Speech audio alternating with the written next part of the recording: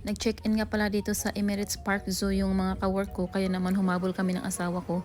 Last week pa nga pala yung video na to, tapos natatawa pa nga yung asawa ko kasi ang lapit-lapit lang namin dito. Siguro mga 15 to 20 minutes lang ang layo nito sa bahay namin. Tapos sabi pa ng asawa ko, sigurado ka ba mag-check-in tayo doon? Sabi ko, oo, kasi gusto ko sila makasama. At eto nga, nandito na kami sa room namin. Tapos na-upgrade nga pala tong room namin. Yung binok talaga namin is yung nasa harap talaga ng swimming pool, kasi gusto ko sana mag-swimming kasama sila.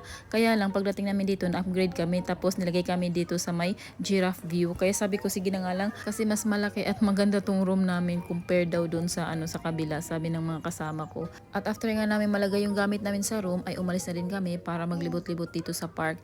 Hinahanap na din kasi namin yung mga kawork namin kasi mas nauna sila mag-check-in dito. Siguro mga 2:45 ata sila dumating dito, tapos kami mag-alas 5 na. Pero habang hinahanap namin sila, ay dito naman busy na ako sa kaka-video kasi sayang din naman yung paglalakad namin dito eh. May access nga din pala kami doon sa may swimming pool, kaya pumunta din kami doon. Kaya lang wala na pala sila doon at tapos na sila mag-swimming, kaya naglakad-lakad na rin sila para tingnan tong mga animals dito sa zoo. At ito na nga yung makasama namin. Tapos ito naman si Vincent, gusto niya talaga makipag dyan sa tiger oh. Kaso ang lakas-lakas ng tiger, di niya kaya.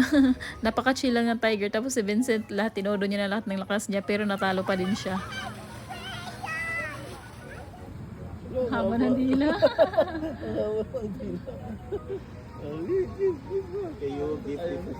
May Sea Lion show nga pala ng 7:30 PM nito, at habang nag-aantay yung mga kasama ko, sabi ko naman sa kanila ay maglakad-lakad muna ako. Gusto ko kasi maikot lahat at ma-videohan lahat ng animals. Sayang din naman yung pagpunta ko dito, 'di ba?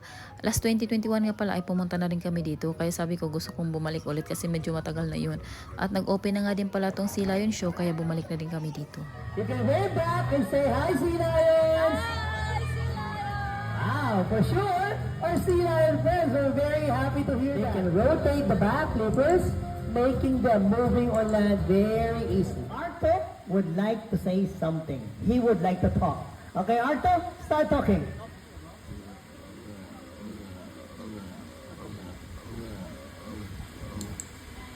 Wow, very well said, Arto.